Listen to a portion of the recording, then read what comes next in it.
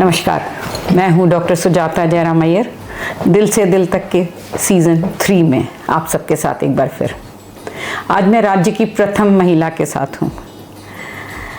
इनके साथ मेरा जो आज का इंटरव्यू है बहुत ही सहज और एकदम से हो गया। यूजुअली जब मैं इंटरव्यू करने जाती हूँ तो उनके बारे में मैं थोड़ा पढ़ती हूँ, उनको जानने की कोशिश करती हूँ, जिससे कि मेरी एक प्रश्नावली मन में तैयार हो जाए। आज ऐसा मुझे कोई मौका नहीं मिला। मैंने कौशल्या जी को फ़ोन किया और मुझे लग रहा था अब मुझे अपॉइंटमेंट जो है वो एक आध महीने बाद ही मिलेगी, और उन्होंने कहा अभी आ जाओ। बस मैं तो एकदम खिल गई और मैं आज उनके सामने हूँ। ऐसी महिला जो एक सनातन धर्म को निभाते हुए धार्मिक हैं, धारा प्रवाह बोलती हैं। इन्होंने कहीं पर्सनालिटी डेवलपमेंट की या लैंग्वेज कोचिंग की या ऐसी कोई भी शिक्षा नहीं ली है, पर आप जब बोलती हैं तो मन से बोलती हैं और वो आखिरी व्यक्ति तक, उसके दिल तक जाता है। बस इनकी इसी खूबी को देखते हुए मैंने सबसे पहले इन्हीं का इंटरव्यू लेना शुरू किया, जिसका कि मेरा आज का टाइटल है वुमेन इन पॉलिटिक्स। आपका बहुत बहुत धन्यवाद, ऐसा आपने मुझे इंटरव्यू देने का मौका दिया। तो कौशल्या जी, पहला सवाल, बचपन की 5-6 साल की कौशल्या कैसी थी? राधे राधे। 5-6 साल की कौशल्या अल्लड़ थी, मस्त थी, निडर थी, किसी से डरने वाली नहीं। और 5 साल तक, 6 साल तक माँ और पापा दोनों का आशीर्वाद था जी। 7वें साल हमने जब प्राइमरी हमारा एडमिशन हुआ पहले क्लास में, उस साल हमारी माँ चली गई। कितने साल की थी आप? जब हम 7 साल के। और हमारा स्कूल में पहला दाखिला।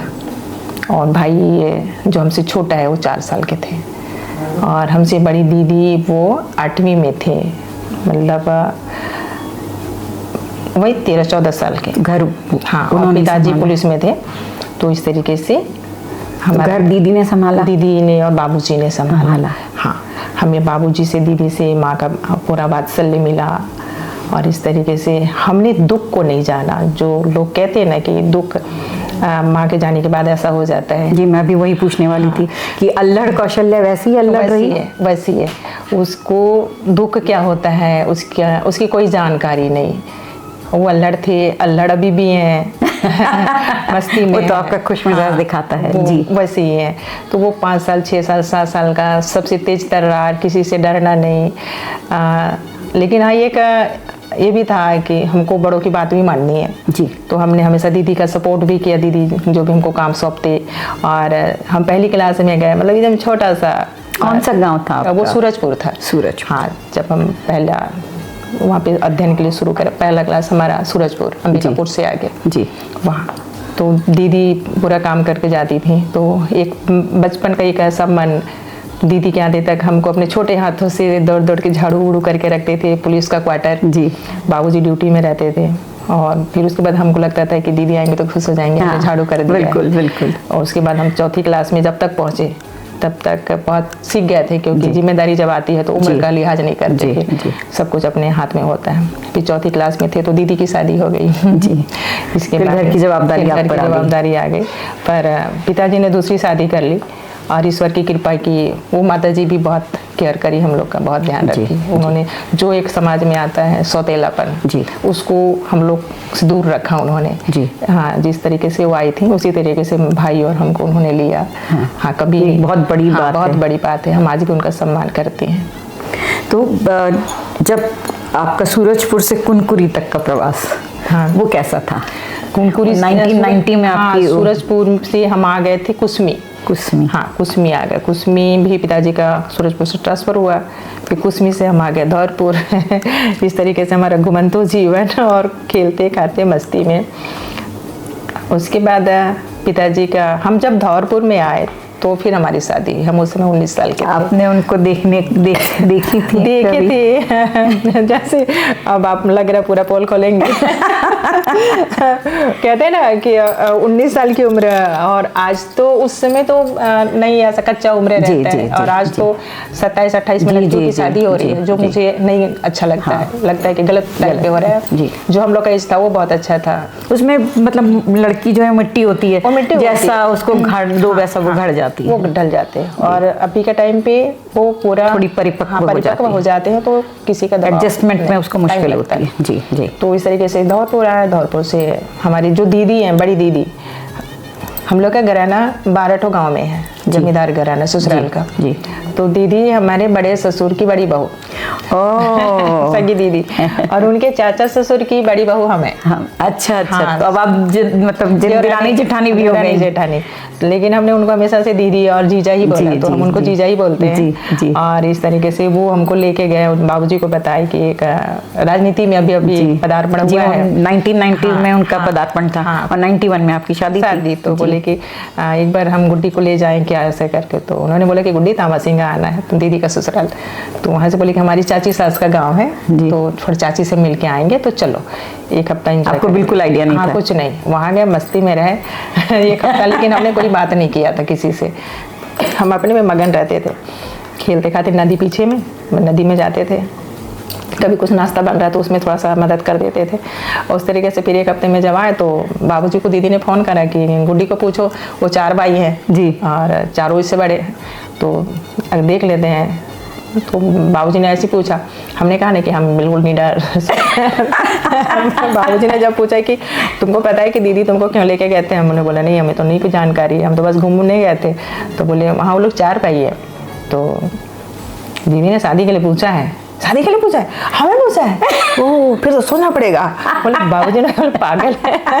तो बोला मैंने बोला अच्छा ठीक है देखते हैं। फिर बस ही करते करते हमने जब देखा कि साजी को, हमने उस टाइम पे देखा उनके यहाँ पत्ती में रोटी बना था जी, चावल के आटे का जी जी लेप करके पत्ती में, हाँ जैसे केले के पत्ते में करके करते, उसको भाप में पका के।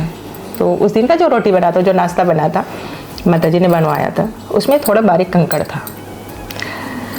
शाह जी आए, अब मैंने देखा भैया बकायदे पूजा वूजा करके आए, घंटे घंटे बजा पूजा करके खाने बैठे। आप कहाँ बैठी थी उस समय? हम लोग अपना आंगन पे, अच्छा, बरामदे में बैठे। आप देख रही थी कनखियों से? हमने देखा कि तीनों भाई ने नहीं खाया, एक एक बाइट खाया, एक दो बाइट खाया। अरे माँ इसमें तो बहुत रेती है, बालू लग रहा है मुँह पे, सबने छोड़ दिया। शाह जी आप बकायदे खा लिए, बोले ऊपर से और ले लिए 2। तो मैंने वो बाबूजी को बोला कि बाबूजी बंदा अच्छा है, कुछ बोलता नहीं है, कुछ बोलता नहीं है, और ऊपर से अगर मेरे को कभी खाना वाना पकाना पड़ गया ना तो मैं जैसे भी पका के दूँ ना बंदा खा लेगा। तो बोले खाने की बात नहीं है बेटा, पूरे लाइफ की बात है।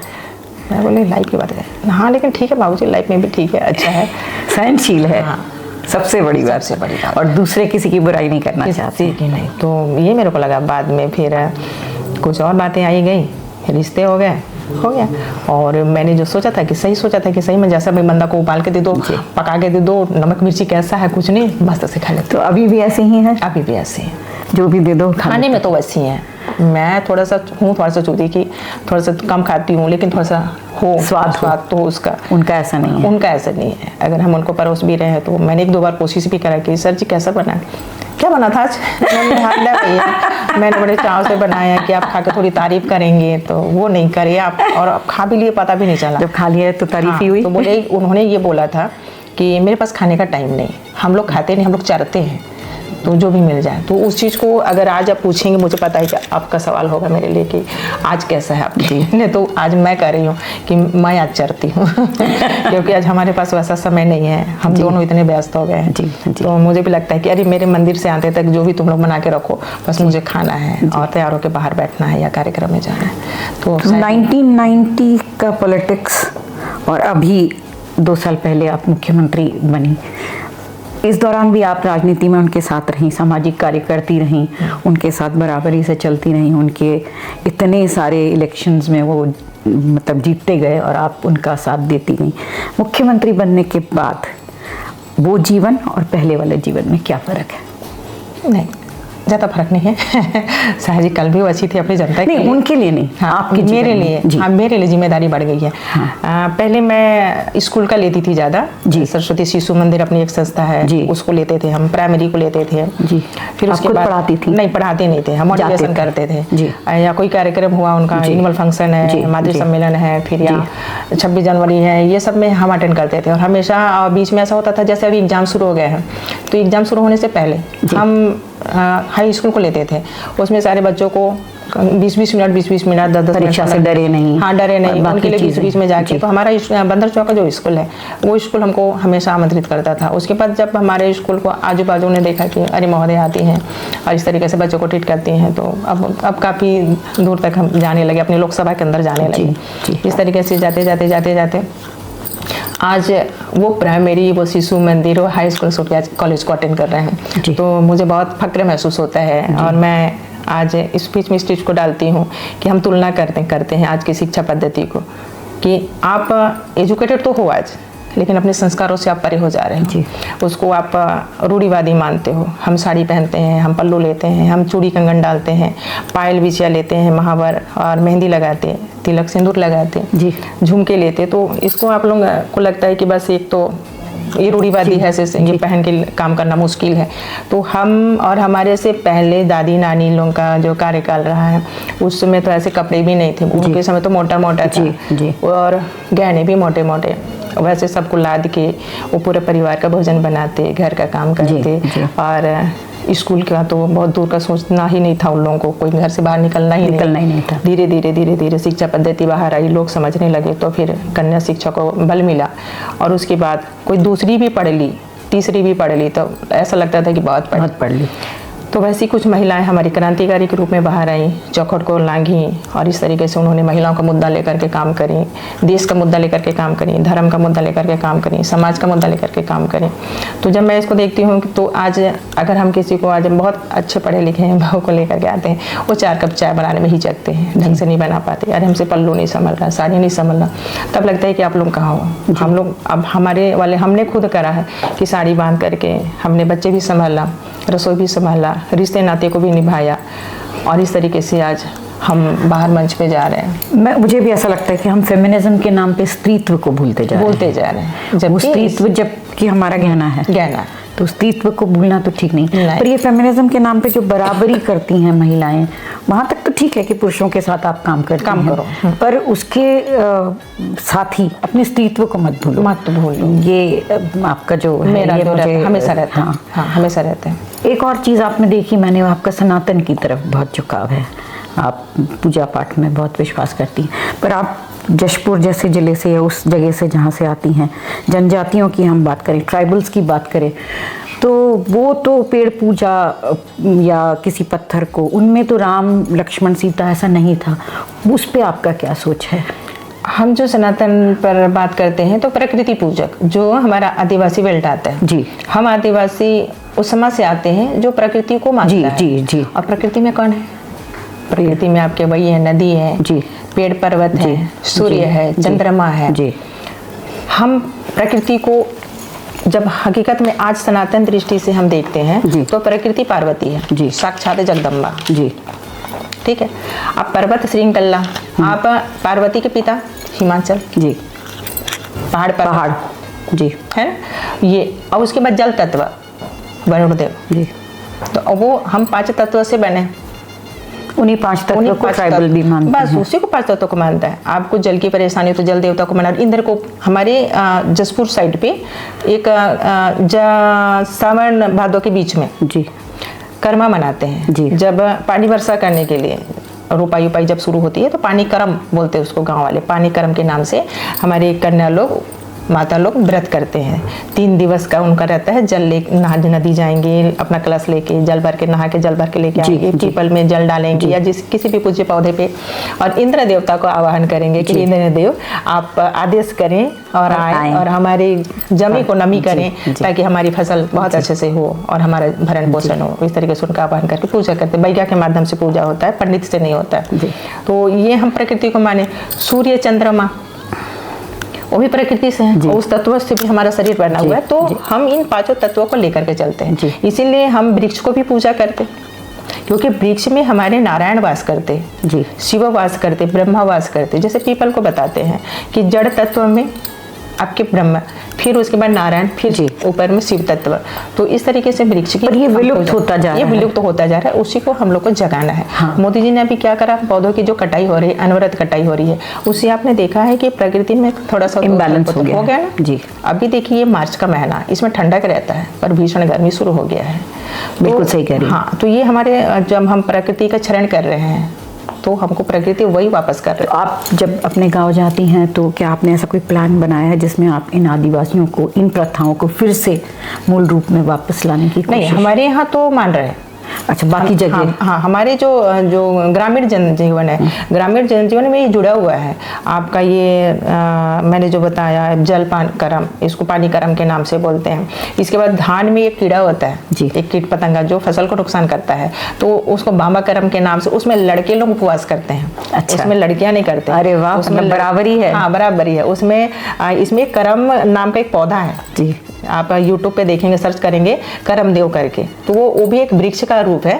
उसको माताएं, जैसे कल हमको कर्मा को लेकर के आना है, उसे एक टहनी काट के लाना है, तो आज जो माताएं या बामाकरण में जो लड़के व्रत करते हैं, ये जो व्रत करने वाले हैं, वो आज के शाम को जाएंगे और उनको प्रार्थना करेंगे और थोड़ा सा वहाँ पे धूप दीप करके आएंगे कि कल हम आपको लेने आएंगे, हम आपको न्योता देने आए हैं। आज हम उपवास कर रहे हैं, जल चढ़ा रहे हैं, कल विधिवत आपकी पूजा करेंगे, इसलिए आपको अपने आंगन में लेके जाएंगे, तो आप तैयार रहिए। तो इतनी सुंदर प्रथाएं हैं पर क्यों विलुप्त हो रही है? शहरों में तो हमको, जैसे अब मैं ही अपने बात लूं, मुझे आपने अभी जानकारी दी, मुझे इस तरह की कोई जानकारी नहीं थी। और जबकि ये ऐसी जानकारी अगर हमको मिलेगी तो हमको भी, मतलब जो शहरीकरण जो हो रहा है, हाँ, और जो मतलब जागृति नहीं है, अगर उसको हम भगवान मानेंगे तो हम उससे बिल्कुल उसके साथ जुड़ जाएंगे, क्योंकि वो तो हमारे लिए फिर अनकंडीशनल लव हो गया। बिल्कुल उसको फिर उसके बाद दूसरे दिन फिर संध्याकालीन समय पे वो लड़के वाले व्रत में लड़के, महिला वाले महिला, लड़कियों वाले में लड़कियां, वो लेके जाएंगे वहाँ पे पूरा धूप दीप, उसको फिर टहनी को काट के लाएंगे, गाना गाते हुए लाएंगे, डुबकी लगा के आएंगे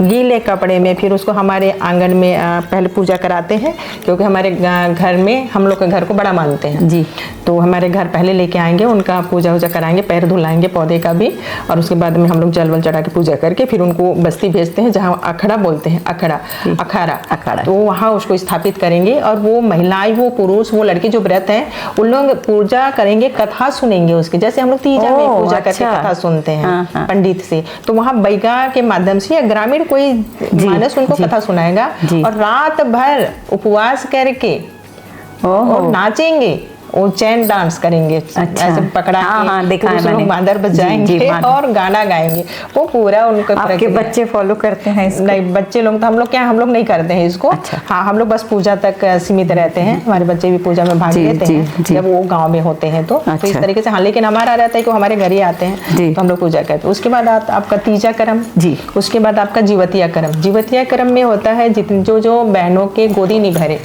शादी के बाद, 2 साल हो गया, 5 साल हो गया, 6 साल हो गया, तो उनका रहता है, वो ऐसे घरों में वो घूमती हैं आंचल फैला के, और वो हमारे घर भी आते हैं, तो उनको कच्चा अनाज हम लोग को देना रहता है। उसमें आपका दलहन आता है, उड़द है, कुल्थी है, चना है, मूंग है, 5 प्रकार के या 7 प्रकार के मिक्स करके उनके आंचल में हम लोग आंचल भरते हैं। अच्छा। और कहते हैं कि चलो इस बार का तुम्हारा व्रत भगवान जी पूरा करें, तुम्हारी गोदी भरे, चाहे बेटी हो चाहे बेटा हो, पर तुम्हारी गोदी भरे। तो बिल्कुल उस तरीके से उनको हम लोग विदा करते हैं। कुछ धन दान भी करते हैं, चूड़ी उड़ी पहन लेना करके, और वो बहुत लोगों का ऐसा हुआ है कि गोदी भरा है। अच्छा। तो बहुत विश्वास है उस पे। तो ये है हमारा जीवतिया कर्म, जीवित पुत्रिका का जो व्रत होता है वो तो शहरों में भी होता है। तो इस तरीके से ग्रामीण जन उसको दिल से निभाता है। ग्रामीण जो परिवेश है, अगर उसमें हम देखें तो मतलब ऐसा मुझे लगता है कि जो पेड़ कट रहे हैं, जंगल कट रहे हैं, ग्रामीणों को उनका हक जो मिलना चाहिए वो उतना नहीं मिल पा रहा है। पहले कैसे होता था, आंवला नमी होती थी, तो आंवला जो है वो घर का अगर बन गया तो उसका एक कुटीर उद्योग हो जाता था, वो उसको बेच देते थे, मुनगा बनता था, मुनगा बेच। तो ये अब कम होके ये इसका शहरीकरण होता जा रहा है। गांव के गांव में जो कुटीर उद्योग पहले छोटे छोटे जो दिखते थे तो वो बंद हो रहे हैं, उस पे आपका क्या विचार है? उस पे अभी हमारा बहुत अच्छा सौभाग्य है कि जसपुर जिला में जो हमारे कलेक्टर है रवि मित्तल जी, उन्होंने बहुत अच्छा शुरुआत किया। जो महुआ है, महुआ के जो फूल आते हैं, जी मैंने देखा था पेपर में देखा, उसे बहुत अच्छे प्रोडक्ट्स लेके बाहर आ रहे हैं और वहाँ के लोगों को ही आगे बढ़ा रहे हैं, उनको एक कुटीर उद्योग टाइप का देके, और उसके जो पत्तियां आते हैं हमारे बहुत सारी चीजें हैं गांव में, तो हाँ सुंदर सुंदर टोकनी मुझे याद है मैं जब शादी होके रायगढ़ गई थी तो जो हमारा चिरौंजी जिसको हम कहते हैं, वो कितनी मतलब ऐसे ही मिल जाती थी, और अब वही चिरौंजी 3000-4000 रुपए किलो हो गई है। अभी तो हमारा अभी जैसे चिरौंजी अब फूल लगने लगे, अभी कुछ मैं ये चीजें मतलब पहले गांव वालों के पास होती थी, अब नहीं मिलती उनके पास नहीं मिलती, क्योंकि उनसे अब जो व्यापारी वर्ग उनसे ऊपर हो गया है, वो पहले उसकी कटाई कर लेता है। बांस देखिए, बांस नहीं मिलता, हाँ, तो इस तरीके से है। पर महुआ का फूल का बहुत अच्छा सा प्रोडक्ट है, बाकी प्रोडक्ट्स के ऊपर भी मुझे लगता है थोड़ा सा काम होना चाहिए, बिल्कुल होना चाहिए, है ना। और अभी हमारा जो जसपुर जिला है अभी उसको आगे ला रहे हैं इस तरीके से। जसपुर जिला अगर आपको बुरा न लगे तो कन्वर्शन के लिए बहुत बीच में था, अभी थोड़ा सा कम है, तो वहाँ पे कुमार साहब हमारे रहे राजपरिवार जी। मैंने वहाँ पता किया था कि क्यों कन्वर्शन रेट ज़्यादा है, तो वो कंबल और दवाई और स्कूल 3 चीज़ों पे उन्होंने तीन चीज़ों के बल पे उन्होंने बहुत सारे घर वापसी कराई थी कुमार साहब ने। हाँ, वो करा रहे हैं, उनके बेटे अभी करा रहे हैं। पर ये ऐसा वो दौर क्यों ऐसा रहा, ऐसा आप इसके बारे में आप क्या सोचते हैं? उस समय जैसे आपने जो चीज़ को इंगित किया, शिक्षा, स्वास्थ्य, अभी भी कुछ ऐसे होते हैं तो हम उस परिवार को अंदर तक जाकर के देखते हैं और हम उनसे बात करते हैं। हमें जो रिजल्ट मिला, अब भी तत्कालिक 1-2 साल हो रहे हैं जब हमने भी उसमें दखल देना शुरू किया कि आप हमें भी शामिल करो। जी।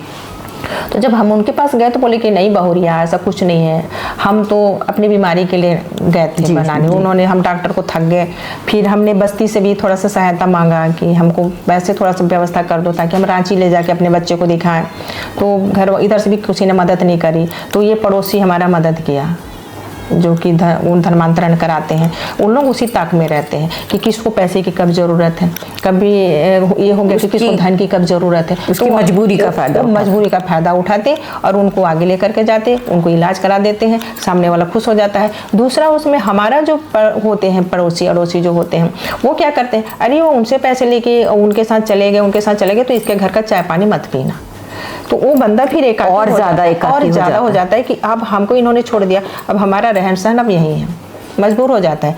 लास्ट में अभी हमने देखा एक तो परिवार को जब हम लोग बाहर लेके आए, वो शामिल हो गए अपने में, तो उन्होंने बताया कि नहीं, हमारा धर्म वो नहीं है, हमारा धर्म ये है। अभी उनके यहाँ शादी होगा तो उनके यहाँ तो अभी ये सब होंगे, तो हमारे रीति नियम में नहीं है, तो हमको थोड़ा सा अच्छा नहीं लग रहा है। हम विनती कर रहे हैं कि आप हमको अपने धर्म में ले लो। तो फिर हमने सत्यनारायण कथा करा के फिर उनको फिर इधर लेके आए। अभी जैसे आप आ रही है आप मतलब आप ऐसा कुछ जागरण चल रहा है।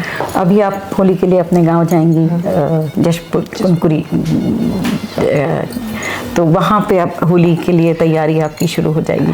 तो क्या कौशल्या साहब अभी भी गुजिया, ठेकड़ी ये सब बनाते हैं? पहले तो हम लोगों का पूरा टाइम मिलता था जी, तो हम लोग 2-3 घंटा लग जाता है बनाने में। तो गुजिया बनाते, ठेकड़ी बनाते, खुरमी बनाते, और हमारे गांव में असल में जो रहता है वो अनरसा की रोटी बनती है, और अनरसा और उलचा जिसमें कम गुड़ रहता है, कम मीठा रहता है। ये 2 रोटियां तो विशेष तौर पर कोई भी त्योहार में बनते हैं। आपकी स्पेशलिटी क्या है? आपके हाथ का क्या अच्छा लगता है साय साहब को? हमारे हाथ का साय साहब को सब अच्छा लगता है। नहीं, वही होली के जो पदार्थ हैं आपने तो पहले ही बता दिया कि वो चुपचाप खा लेते हैं, लेकिन हाँ, उनको पता रहता है कि हम बहुत अच्छा बनाते हैं। क्योंकि खाने बनाने का शौक है आपको? खाना बनाने का शौक है, खिलाने का भी शौक है, वो तो मैंने सुना है। खाने में थोड़ा आपको खिलाने में बहुत अच्छा, खिलाना आपको बहुत अच्छा लगता है। और हम अपने पिताजी को हमेशा बना के खिलाते रहे, तो बहुत अच्छा है हमको कि बच्चों के नाम बड़े अच्छे रखे हैं आपने। हाँ, बड़ी बेटी का नाम है निवृत्ति, और उसका सुकृति, हाँ नहीं स्मृति, हाँ, और बेटे का नाम तोषेंद्र देव। क्या आप मतलब ये जो थोड़ा सा लिटरेचर या जिसको मैं कहूँ, ये किसने सोचे थे नाम? किसी ने नहीं सोचा, मैंने जिया उसको। माँ बनना अपने आप में वाकई में बहुत सौभाग्य एक महिला के लिए। कहते गाँव में कहते कि पुनर्जन्म एक स्त्री का पुनर्जन्म है, कि जब वो माँ बनते हैं। तो जब फर्स्ट जब निक्की हमारे होने वाले थे, तो जो पेन होता है मैंने बस मुझे लग रहा था कि भैया अब तो अंत है, ये अब तो खत्म ही हो जाना है। हर महिला, और कहते हैं वो पेन फिर बाद में याद नहीं रहता, बाद में नहीं याद रहता। तो वो हमारे यहाँ उसमें ऐसा कोई हॉस्पिटल, हमारे तीनों बच्चे घर में, एक दाई के हाथों नर्स रहते थे वहाँ पे। तो मैंने जब वो जो पेन को महसूस किया, बहुत बस लग रहा था अब कुछ नहीं, अब तो गया भैया सब, मेरे को आखिरी बार देख लो, मेरे को बहुत सारा प्यार कर लो, अब तो मैं हूँ नहीं, 20 साल की उम्र है। तो मैं बोली अब तो हो गया, निपट गई मैं तो, अब बस हो गया, खेल खत्म। लेकिन जैसे ही बच्ची गोद में आई और उसको धो पोंछ के दाई ने बहुत अच्छा सा लगा लपेट के मेरे को ऐसे दिया ना, मैंने उसको देखा, वाह इसको मैंने सृजन किया, इसको रचना मैंने करी, क्या सुंदर गोरे गोरे गाल और पंखुड़ियों जैसे उसके कत्थई कलर के होंठ। वो देखते के साथ जो मैंने पेन महसूस किया था ना, वो खत्म हो गया। तो मेरे दिमाग में आके मैं उस पीड़ा से निवृत्त हो गई। तो मेरे मुख से निकला निवृत्ति। अरे वाह। मैंने कहा कि बेटा जो तुमको देखेगा, जो तुमसे मिलेगा, वो अपनी आधी समस्या से निवृत्त हो जाएगा। तुम ऐसी कन्या बन के उभरना, आगे ऐसी बढ़ना। और हमारे यहाँ पितर देखते हैं छठी के बाद, एक थाली में पानी कर लेंगे, उसमें तिल और चावल डालते, किसका अंश लेके आए हैं, तो हमारे गुरुजी का अंश लेके आए। तो हमारे गुरुदेव हैं, और स्मृति का हमने नाम रखा था स्वाति जी। हाँ, ये स्वाति एक 15वां नक्षत्र है जी, एक नक्षत्र है। हाँ, और इसको चकोर पक्षी स्वाति नक्षत्र में ही जल लेता है। और मेरे मन में था कि एक दूसरी बेटी आ जाती ताकि इसकी सहेली हो जाती और मेरे घर आंगन में घूमते, क्योंकि सहज जी 4 भाई हैं, कोई बहन नहीं है। तो जब बेटियां हुई तो बहुत फटाके फूटे हमारे घर में।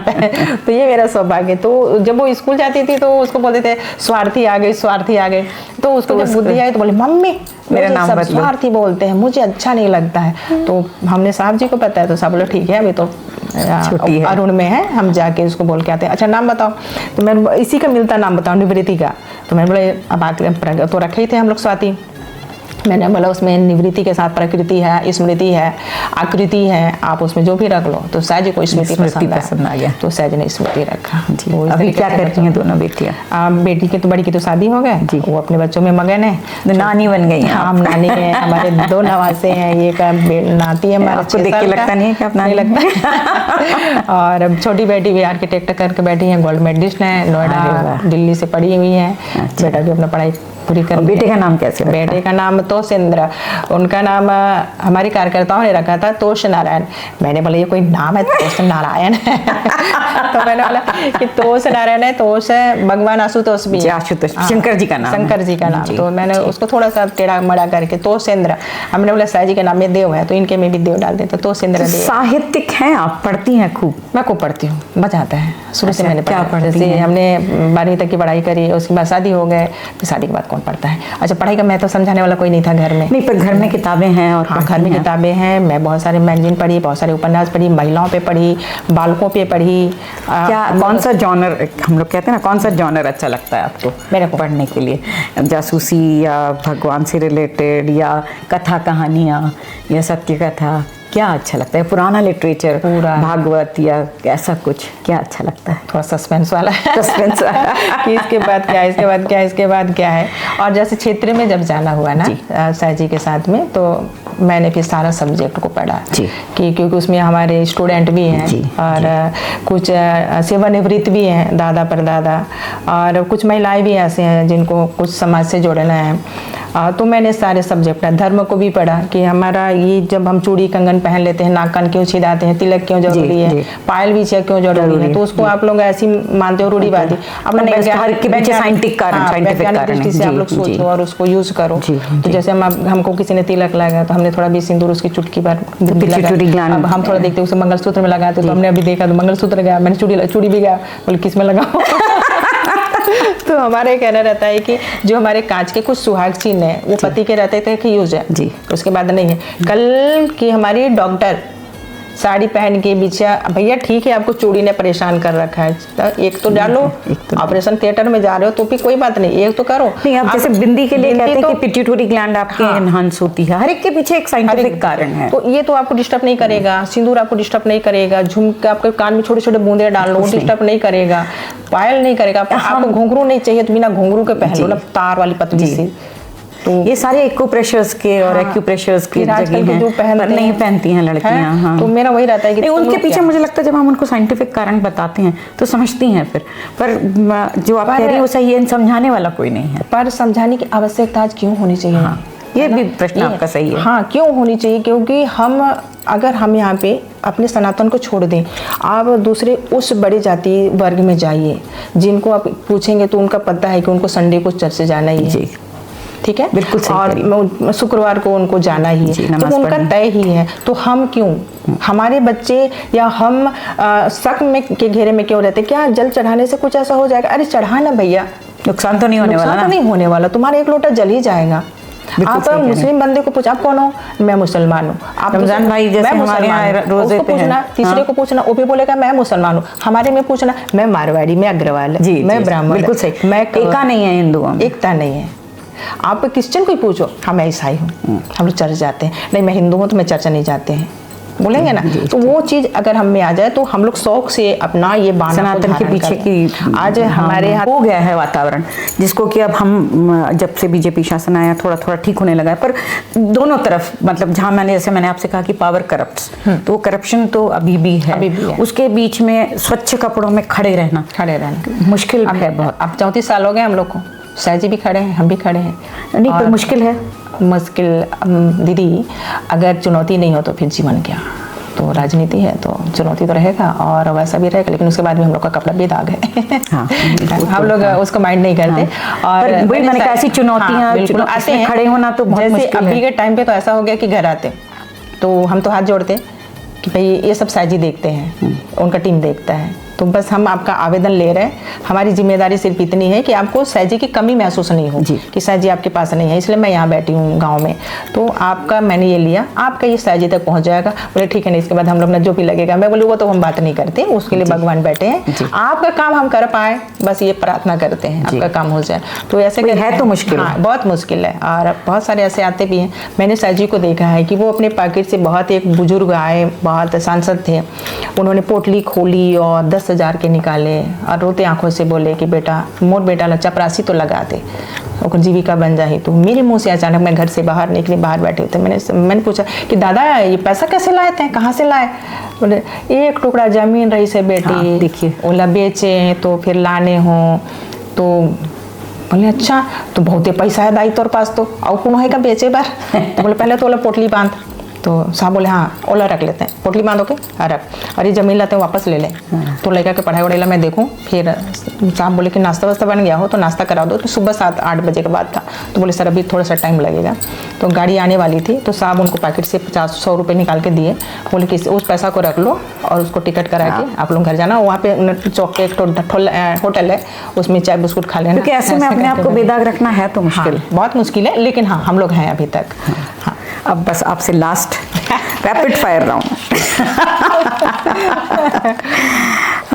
इसमें मैं आपसे कुछ सवाल पूछूंगी। हाँ, अच्छा, आपको मुझे बताना पड़ेगा, क्या है ना? मैं तो तैयारी करी नहीं, मैं भी तैयारी नहीं कर रही हूँ, मैं ऐसे ही बस रास्ते में अभी गाड़ी में बैठे बैठे मैंने आपसे खाना बनाना, पिक्चर देखना या गाना, क्या अच्छा लगता है मेरे को? तीनों में से खाना बनाना और पिक्चर देखना या फिर गाने सुनना? या गाने सुनना। गाना सुनती हूँ, पुराने गाने। आप तो गाती भी बहुत अच्छा है, गा लेते हैं थोड़ा थोड़ा, मुखड़ा मुखड़ा गा लेते हैं। और खाना बनाना मुझे बहुत अच्छा लगता है, पिक्चर बहुत कम। लता मंगेशकर या आशा भोसले? दोनों बहन का।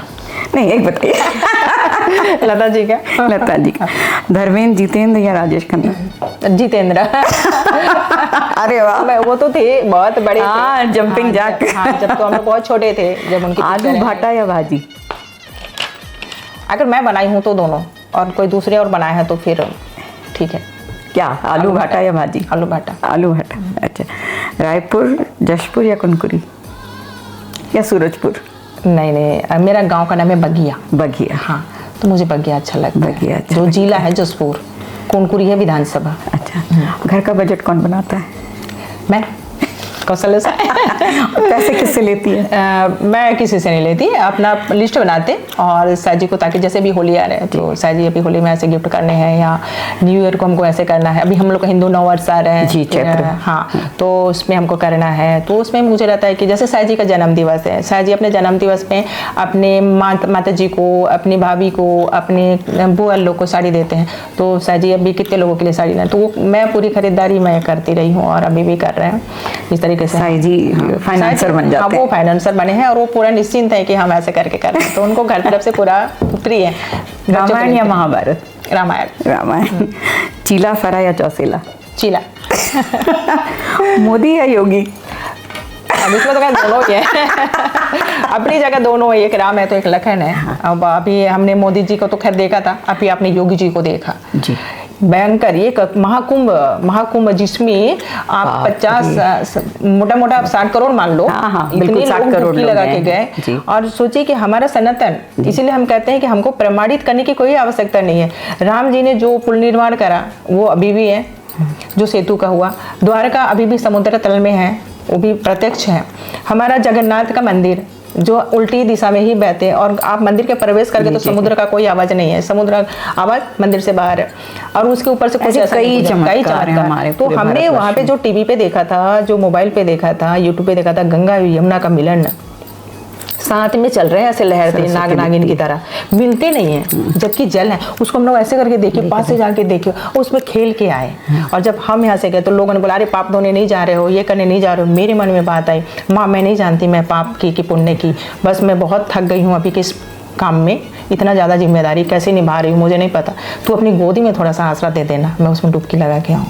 ये भावना करके हम गए थे और उसी भावना से हमने डुबकी लगाई, उसके साथ 8 खेलियाँ करे और पूजा भी बहुत अच्छा सा करा। और उसमें देखिए इतने लोग डुबकी लगा के गए, वो जल दूषित नहीं जी, अभी भी प्रैक्टिकल उसका प्रयोगशाला में कर रहे हैं। और दूसरा कोई मास्क नहीं हमारे चेहरे पे, बिना मास्क के इतने लोगों के बीच में क्या चीज़ खाया, ऐसा भी नहीं कि सबके हाथ में सैनिटाइज। जी। तो ये हमारा सनातन जो योगी ने करके दिखाया बहुत अच्छा सा। हम लोग को भी वहाँ पे सरकार को जमी दिए और सरकार जी वहाँ पे अपना छत्तीसगढ़ का पवेलियन बनाया, जिसमें सिर्फ छत्तीसगढ़ के नहीं अन्य राज्यों के लोग भी जा करके वहाँ बहुत सुंदर बना, बहुत सुंदर, बहुत सपत तारीफ भी मिला, शायद सरकार को बधाइयाँ भी मिली। तो हमारे योगी जी और मोदी जी बहुत अच्छे से कर रहे हैं। और आखिरी सवाल, आने वाले 5 साल में क्या दिखती है?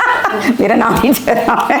आखिरी 5 साल क्या देखती हैं, क्या कुछ स्वप्न है? हाँ, बहुत सारे स्वप्न हैं और उसमें से पहला तो मेरा मयाली था, जो बहुत बड़ा पर्वत श्रृंखला जो शिवलिंग के आकार में है, मधेश्वर महादेव, और जिसके नीचे अभी हमारे शिव पुराण के पूज्य कथावाचक अंतर्राष्ट्रीय स्तर के प्रदीप मिश्रा जी कथा लेकर के आ रहे हैं। 21 से 27 मार्च में कथा है, अभी 21 मार्च से 27 मार्च, तो अभी उसका आनंद लेना है।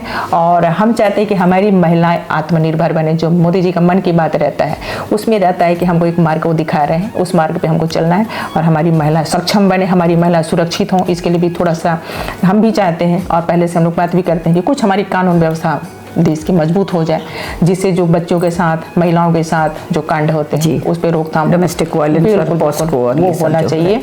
और हमारी महिला जिस तरीके और शिक्षा पद्धति, हम हमारे जसपुर जिला का हमारे बच्चे बाहर जाते पढ़ने के लिए, हमारे श्रमिक भी बहुत बाहर जाते हैं। तो हम चाहते हैं कि हमारे बच्चों को अच्छी शिक्षा मिले, तो श्रमिक बन के बाहर नहीं निकलना पड़ेगा। हाँ। और शासकीय स्कूल की व्यवस्था यदि हम अच्छा कर रहे हैं तो जो हमको महंगा एजुकेशन जो प्राइवेट स्कूल देता है उसके लिए भी बहुत सारे हम दूसरे प्रदेश में जब जाते हैं तो देखते हैं छत्तीसगढ़ के इतने सारे मजदूर रहते हैं, मजदूर भी रहते हैं, हमारे स्टूडेंट भी रहते हैं। तो हम चाहते हैं कि वो नहीं हो, हम इसीलिए पर्यटन को बढ़ावा दे रहे हैं ताकि उनको जो मजदूरी के नाम से बाहर निकलते हैं और 40,000 कमाते हैं और 10,000 लेके आते हैं, तो वो न करें, उनका रोजगार यही हो जाए। और हमारे जसपुर जिला में आप आकर के देखेंगे बहुत अच्छा है, जो पर्यटन को हम आगे बढ़ा के ले जाके इनको रोजगार उपलब्ध करा सकते हैं। तो हम पर्यटन को, हम शिक्षा को, हम खेल को, इस पे काम कर रहे हैं। स्वास्थ्य विभाग में भी काम कर रहे हैं ताकि हमारे यहाँ जो पेशेंट आते हैं उनको हमको रिफर करना पड़ता है, उसको रिफर ना करना पड़े। तो इन सब मुद्दों को लेकर के सरकार चल रही है और हम उनके सपोर्ट कर रहे हैं। तो इस तरीके से सारी योजनाओं को आपकी आने वाली योजनाएं सफल हों, इसी शुभकामना के साथ नमस्कार। नमस्कार, राधे राधे।